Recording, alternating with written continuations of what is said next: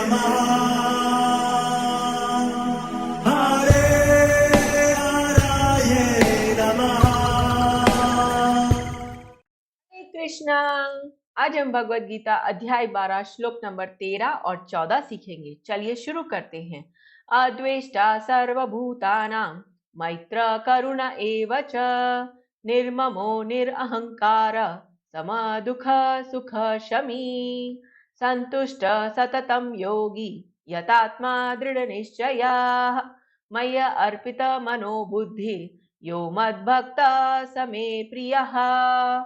अब हम इसे धीरे धीरे बोलकर समझते हैं। अद्वेष्टा सर्वभूतानां मैत्रः करुण एव च निर्ममो निरअहंकारः सम दुःख सुख शमी संतुष्टः सततं योगी यतात्मा दृढ़ निश्चयः मय्य अर्पित मनोबुद्धिर यो मद्भक्तः स मे प्रियः। अब हम इसे फिर से गाते हैं। अद्वेष्टा सर्वभूतानां मैत्र करुण एव च निर्ममो निरअहंकारः समदुःख सुख शमी संतुष्टः सततं योगी यतात्मा दृढनिश्चयः मय्य अर्पित मनो बुद्धि यो मद्भक्त स मे प्रियः।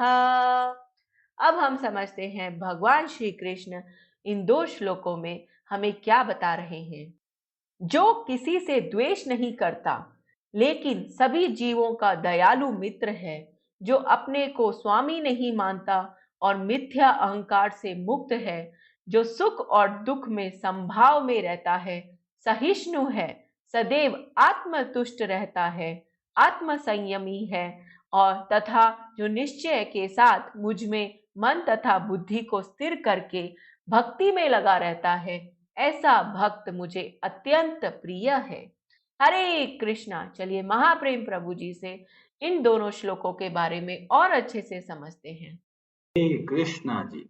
तो भगवान श्री कृष्ण अपने भक्तों के गुण बता रहे हैं और ये हमारे लिए भी बहुत प्रेरणादायी है कि हमें इन गुणों को समझना चाहिए और अपने जीवन में उतारने का प्रयास करना चाहिए। आजकल आप समाज में देखेंगे ये सारे अवगुण आपको देखने को मिलेंगे और इसलिए भगवान प्रेरणा देते हैं कि हमको चरित्रवान बनना है। हमारा चरित्र उत्तम होना चाहिए। हमारे चरित्र से पता चलता है कि हम किस तरह के भक्त हैं। बहुत लोग बाहर से तो भक्ति का दिखावा करते हैं पर अंदर पूरा पूरा मैल कचरा भरा हुआ है और भगवान हमको सिखाते हैं कि धीमे धीमे हृदय के अंदर जो गंदगी है उसकी भी सफाई करनी है। और आज हम जिस गुण के बारे में बातचीत कर रहे हैं वह है समा दुख सुख। कई लोग सोचते हैं अरे भगवत गीता क्या हमको पत्थर बना देती है कि भाई चाहे सुख आए चाहे दुख आए एक भाव रखना है। अरे कैसे भाव रखेंगे? सुख आता है तो भी विचलित हो जाते हैं, बहुत खुशी होती है। जब पैसा मिलने लगता है, नोटों की बरसात होती है, जो मन का काम होता है पूरा हो जाता है तो खुशी तो होती है। और जब दुख आता है तो चिंता होती है, भय लगता है। तो हम लोग इस गुण को कैसे अपना सकते हैं? तो कई बार लगता है अरे भगवत गीता हमारे काम की नहीं है, वो तो ऐसे ऐसे बातें बोलते जो तो हम कभी कर ही नहीं सकते। पर वास्तव में भगवत गीता को भक्तों के संग में समझना चाहिए, भक्तों के चरित्र से समझना चाहिए और पता चलेगा इस महत्वपूर्ण गुण कितना इंपॉर्टेंट है। बहुत लोग बहुत डरपोक होते हैं, थोड़ा भी दुख आ जाता है घबरा जाते हैं, भयभीत हो जाते हैं और क्या करते हैं, ढूंढते हैं आश्रय के लिए, कौन मेरे दुखों को दूर करेगा। कभी किसके पास जाते हैं, कभी किसके पास जाते हैं। भगवान बोलते हैं ये जीवन में सुख भी आएगा और दुख भी आएगा, दुखों से भागना नहीं है। तो क्या करें? तो भगवान बोलते हैं दुखों को सहन कीजिए। जिस तरह से एक समुद्र के अंदर लहरें आती ही रहती है, ऐसे ही जीवन में सुख और दुख दोनों आते रहेंगे। तो इसलिए दोनों भावों में विचलित नहीं होना है। भगवत गीता हमको बहुत मजबूत बनाती है। लोग बाहर से तो बॉडी बिल्डर दिखते हैं, पर जैसे ही दुख मिलता है तुरंत टूट जाते हैं। कई लोग तो ऐसे होते हैं, जैसे ही दुख आता है सबसे पहले भगवान को कोसते हैं, हे भगवान, मैं आपकी इतनी पूजा करता हूं और मेरे जीवन में इतना दुख क्यों दे दिया। तो भगवान बोलते हैं, भाई मैंने गारंटी नहीं दी है दुख दूर करने का। मैं ये बोलता हूं कि हमें जीवन में सुख आए या दुख आए, दोनों को सहन करना है। जैसे कि इस संसार में सर्दियां भी आती है, गर्मियां भी आती है, ऐसे ही दोनों ही आते रहेंगे। हमको डरने की आवश्यकता नहीं है। तो लहरों की तरह सुख और दुख आते हैं, हमें क्या करना है, हमको तैरना सीखना है। और वही भगवत गीता हमको सिखाती है। अब कई लोग बोलते हैं, अरे जी दुख आता है तो बड़ा मन विचलित होता ही है, क्या करें। तो ये ऐसा ही है जैसे अगर बहुत अमीर व्यक्ति है, उसको अगर 100 रुपया का नुकसान हो जाए, क्या वो दुखी होगा? नहीं होगा। क्यों? क्योंकि उसके पास बहुत सारा धन है, 100 रुपया गुम हो गया तो कोई चिंता नहीं। पर अगर कोई गरीब व्यक्ति है जो बेचारा 1-2 रुपए के लिए तरसता है, अगर उससे 100 रुपया गुम हो जाए तो कितनी भारी चिंता होगी। तो अगर अमीर व्यक्ति के पास 100 रुपया आ जाए तो भी उसको कुछ अंतर नहीं पड़ता। क्यों? कि उसके पास पहले से ही बहुत सारा पैसा है। और 100 रुपया चला जाए तो भी दुख नहीं होता। और जो गरीब होते हैं बेचारे, 100 रुपये मिल जाता है तो बहुत खुश होते हैं, और 100 रुपया गुम हो जाए तो बहुत दुख होता है। तो गरीब व्यक्ति जो होता है वो ही विचलित होता है। और बहुत सारे लोग वास्तव में गरीब है। किससे गरीब है? कि जीवन की खुशी उनको नहीं मिलती, और इसलिए बेचारे थोड़े से सुख के लिए भागते हैं और थोड़ा सा दुख मिलता है तो घबरा जाते हैं। पर भगवान हमको इतना अनंत सुख के बारे में बताते हैं और बोलते हैं, जब इतना सुख हमें, इतना आनंद हमारे जीवन में आता है तो जीवन के जो छोटे मोटे दुख और सुख होते हैं उससे कोई प्रभावित नहीं होते। और भगवान बोलते हैं वो सुख कैसे मिलता है, मत चित्ता मद गत प्राणा बोधयन्तः परस्परम कथयन्तश्च माम नित्यम तुष्यन्ति च रमन्ति च। इतना अद्भुत आनंद मिलता है भगवान की भक्ति करने से। और इसलिए जब भगवान की भक्ति के द्वारा जब आनंद प्राप्त होता है तब संसार के सुख और दुख दोनों हमको विचलित नहीं कर सकते। तो भगवान हमको पत्थर बनाने के लिए नहीं बोलते, भगवान इतना बोलते हैं कि विचलित नहीं होना है।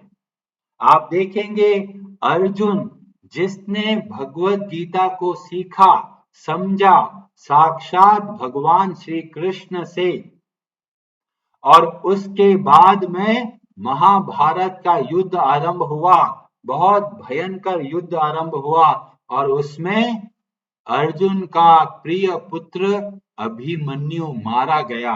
बहुत ही दर्दनाक, बहुत पेनफुल सिचुएशन में। एक नहीं, दो नहीं, 6, 7, 8 योद्धाओं ने मिलकर एक छोटे से बालक की, बिना अस्त्र शस्त्र हुए ऐसे बालक की हत्या करी। और अर्जुन को जब पता चला, इतना विषाद, इतना व्याकुल, इतना दुखी हुए। अब कई लोग बोलेंगे, अरे ये तो वही अर्जुन है जिसने सुना है सम दुख सुख। और यहां पर हम देखते हैं अर्जुन बहुत दुखी होते हैं। तो दुख आए तो दुखी होते हैं तो कोई बुरी बात नहीं है, पर उसकी वजह से अपने कर्तव्यों का त्याग करना वह गलत है।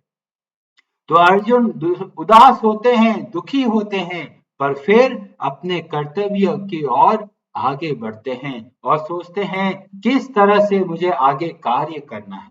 तो जीवन में दुख आता है, आप सहन कीजिए। कई बार रोना भी आएगा, रोना चाहते हैं रोइए, पर इसका मतलब ये नहीं है कि अपना कर्तव्य कर्म भूल जाएं, भगवान को दोष देने लग जाएं, भगवान की भक्ति छोड़ दे।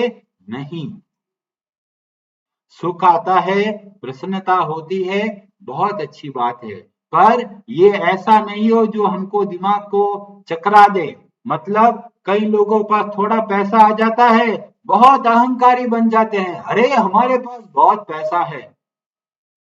हमको विनम्र बन के रहना है। जीवन में जब दुख आए तो सहन करना सीखना है। और भगवान के इतने अद्भुत भक्त हुए, उनके चरित्र को देखते हैं तो हमें प्रेरणा मिलती है कि किस तरीके से बड़े आराम से, बड़े भारी भारी दुखों से बड़े आराम से बाहर निकल गए। हम देखते हैं देव ऋषि नारद के पिछले जन्म में जब वो एक दासी के पुत्र होते हैं, मतलब उनकी माँ क्या करती है, घर घर जाके बर्तन धो के आती है और उसके पिता नहीं होते। और एक बार देवऋषि नारद जी का जो पिछला जन्म में जो दासी पुत्र होते हैं, उनकी माँ जंगल में जाती है कुछ लाने के लिए और वहां पर एक सांप उस माँ को डस लेता है। अब नारद जी के पास कोई सहारा नहीं, न माता है न पिता है, अनाथ हो गए। और वो क्या समझते हैं, भगवान की कृपा है, भगवान की कृपा से ही ऐसा हुआ है। तो हम लोग भक्त के चरित्र से देखते हैं कि उनके जीवन में जब दुख आता है तो विचलित नहीं होते और अच्छे से भगवान की शरण लेते हैं। और इस तरह से बहुत सारे भक्तों का चरित्र दिखता है। जैसे एक भक्त हुए जो जो चित्रकेतु के नाम पर हुए और उनको बहुत अच्छे से भक्ति करने की वजह से बहुत सारी सिद्धियां मिली और वो घूमते घूमते एक बार शिवलोक पहुंच गए और किसी किसी कारणवश उनको श्राप मिलता है देवी पार्वती से। और जब देवी पार्वती से श्राप मिल जाता है कि तुम राक्षस बन जाओ, तो क्या करता है वह चित्रकेतु, नीचे आता है, क्योंकि अपने विमान में होता है, नीचे आके और देवी पार्वती को प्रणाम करता है। अब सोचो कोई आपको श्राप दे दे कि आपके सारे पैसे खत्म हो जाए, क्या आप उनके प्रति भावना अच्छी रख पाएंगे? नहीं रख पाएंगे। और यहाँ पर हमें देखने को मिलता है वो देवी पार्वती के पास में आता है, प्रणाम करता है, भगवान शिव को प्रणाम करता है और तुरंत वह राक्षस बन जाता है। और यह देख कर भगवान शिव बोलते हैं पार्वती जी को, क्या बोलते हैं, नारायण पराह।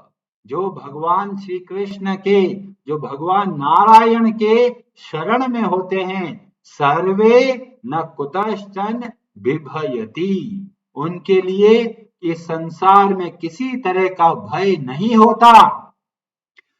स्वर्ग अपवर्ग नरकेष्वपि तुल्यार्थ दर्शिनः, उनके लिए स्वर्ग हो या नरक हो या पृथ्वी लोक हो, सब कुछ एक तुल्य है। और यह है भक्त का गुण कि जीवन में सुख आए या दुख आए, दोनों में भी विचलित नहीं होते। और कई लोग बोलते हैं अरे जीवन का दुख तो बहुत बड़ा है, जैसे एक बहुत बड़ी बिल्डिंग है और हम बहुत छोटे हैं, हम उस दुख से कैसे पार करेंगे? तो बोलते हैं जब हम अगर हवाई जहाज में, एरोप्लेन में बैठते हैं तो वही बिल्डिंग जो पहले बहुत बड़ी दिखती थी अब कैसे दिखेगी, छोटी सी दिखेगी। तो जब हम अपने आप को उत्तम बनाते हैं, कैसे उत्तम बनाते हैं, भक्ति के द्वारा। और जब भक्ति के द्वारा उत्तम बनाते हैं तो संसार के बड़े बड़े भारी से भारी दुख भी बहुत छोटे लगते हैं। और यह बात भगवान श्री कृष्ण 18वें अध्याय में बोलते हैं, मच्चित्तः सर्व दुर्गाणि मत प्रसादात तरिष्यसि। जब हम भगवान की शरण लेते हैं तो बड़े बड़े दुखों से बड़े आराम से पार कर सकते हैं, सहज कर सकते हैं। हरे कृष्णा जी, आप सबका बहुत बहुत धन्यवाद। हरे हरे नमः।